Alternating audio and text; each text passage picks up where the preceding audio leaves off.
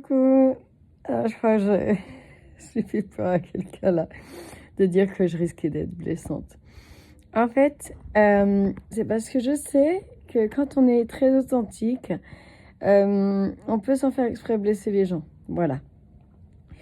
Donc, j'ai l'habitude de discuter avec des dizaines et des dizaines et des dizaines, voire des centaines de personnes. Entre les missions d'évangélisation au Hellfest et les missions d'évangélisation à la Fête des Lumières. On a quand même 7000 Bibles, 1200 Bibles côté Hellfest.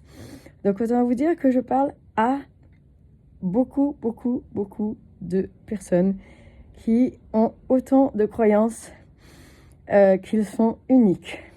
Voilà. Pourquoi je ne crois pas au fait que le Père et le Fils soient la même unité, la même conscience, la même personne, même si c'est toujours le Dieu 3 en 1, on est d'accord. Pourquoi je pense que si on enlève le Père, on enlève une grande partie de la vérité biblique. C'est parce que quand Jésus était sur la croix, donc il avait l'Esprit de Dieu en lui, très clairement, et pour supporter tout ce qu'il devait supporter. Et il a dit à un moment donné, Eli, Eli, sabachthani, mon Dieu, pourquoi m'as-tu abandonné? Et ça veut dire qu'il ne parlait pas à lui-même.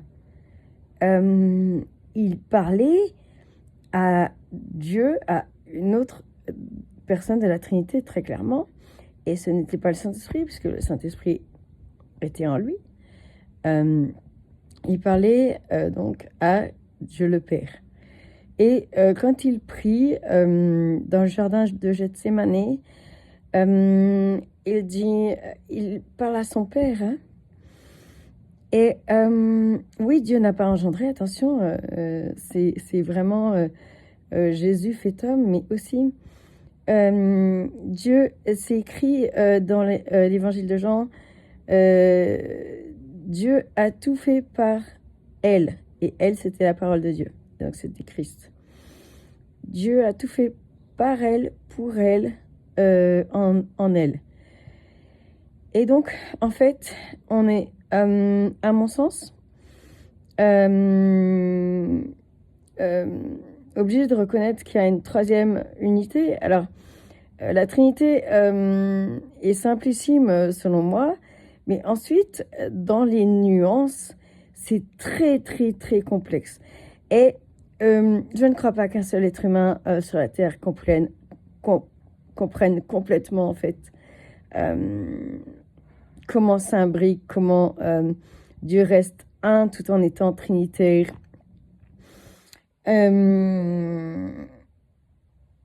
Et là, pour le coup, si on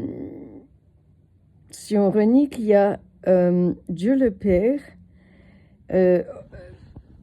ça me pose un problème parce que auprès de la Samaritaine, Jésus insiste bien. Il dit qu'en gros, si on ne reconnaît pas Dieu comme Père, en plus d'être Fils et Esprit, ça va nous ôter quelque chose dans l'adoration. Je ne sais pas si ça peut impacter le salut, les conditions du salut, mais en tout cas, dans l'adoration, ça va être un problème. Et si sur la croix, quand Jésus dit Eli, Eli, sabachthani, il s'adresse à lui-même en fait, ça veut dire qu'il se serait séparé de lui-même. Là, pour le coup, moi, ça me semble très illogique. Voilà. Si c'est trop trash et que je peux comprendre que vous critiquez ma chaîne et ce n'est pas un problème. Moi, dans la vie, je suis ce qu'on appelle une virgule. Oui, je l'ai accepté. Au début, j'étais très vexée parce que je disais, ouais, je suis une virgule dans la vie des gens. Je les bénis un temps. Après, leur vie s'améliore, ils sont bénis. Et puis, ils m'oublient, quoi. Et une infirmière, dans le contexte du test de TSA, du diagnostic, me dit, mais pourquoi vous n'acceptez pas d'être une virgule dans la vie des gens, dans la vie des gens? Vous les bénissez un temps, mais vous vous rendez compte, si toutes les personnes à qui vous avez donné des Bibles, si toutes les personnes à qui vous avez fait du bien dans votre métier étaient vos amis, mais comment vous vous en sortiriez? Donc, acceptez aussi d'être un épisode dans la vie des gens et de n'être aimé que par quelques personnes de façon durable. Et voilà, je suis une personne qui me remet beaucoup en question et je trouverais dommageable d'avoir moi ces questions qui me font creuser ma tête pour le coup. Parce que ce sont des questions que je me suis jamais posées et j'ai moi aussi été obligée de me remettre devant Dieu et de dire Seigneur, montre-moi, est-ce que dans ce que je crois il y a des fausses croyances et tout ça, mais voilà. Quand Jésus est à Gethsémani et qu'il prie son Père, ben alors pourquoi il prend le temps de monter sur des montagnes et tout ça pour prier son Père? C'est ça le truc. C'est que du coup, s'il se prie à lui-même, alors moi, pour le coup, c'est moi qui trouve ça illogique. Voilà, j'espère n'avoir pas été blessante, avoir suffisamment expliqué. Mais c'est tout un cheminement, hein. Moi, je crois qu'on doit avoir des convictions, c'est sûr, hein. Et mais il faut toujours garder l'esprit ouvert. D'accord? Donc, je n'impose pas ma pensée. Juste, je dis ce que je pense. Voilà. Ce que je ressens comme ça, à brûle-pourpoint.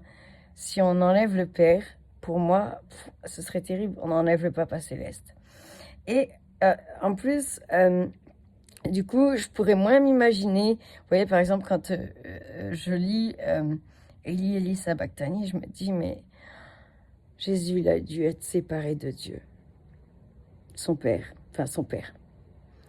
donc de la troisième unité, il a dû être séparé. Et ça a dû être terrible.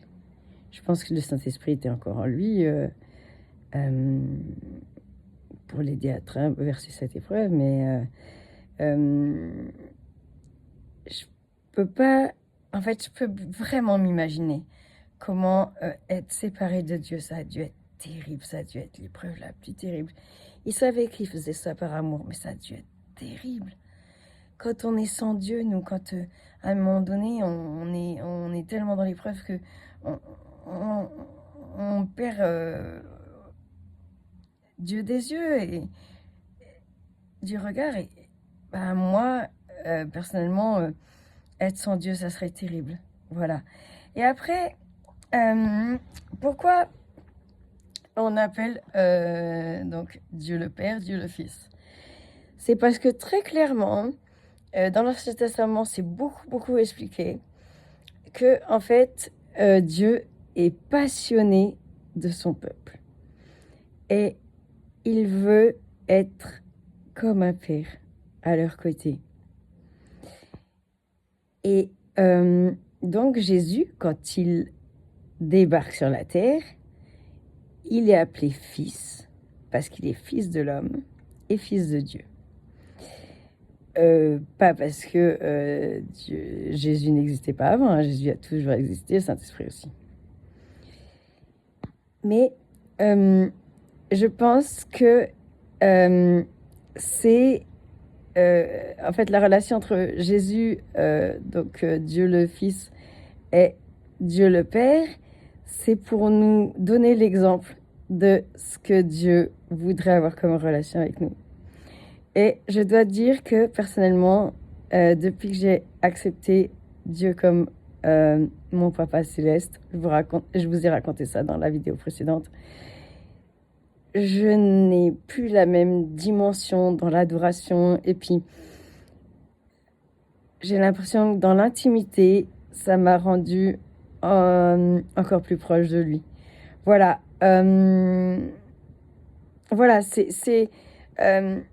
la foi, c'est une constante réflexion et surtout quand on va aussi loin dans la réflexion théologique, hein, et très clairement, la personne qui me pose ces questions est bien plus forte que moi sur le plan théologique. Donc je réponds avec la simplicité de mon cœur et voilà, c'est vrai que j'ai prévenu cette personne que je risquais de la blesser parce que j'avais peur d'être trop cash et tout ça. Enfin, moi, je sais que j'ai une personnalité trop cash, donc je veux pas blesser les gens, c'est pas le but. Je veux pas les attrister. Maintenant, remettre en question Dieu le Père, ça me fait réagir presque tristement. Voilà, maintenant, chacun doit se mettre devant Dieu comme je l'ai dit. Je l'ai fait moi, avant-hier je crois que je l'ai fait.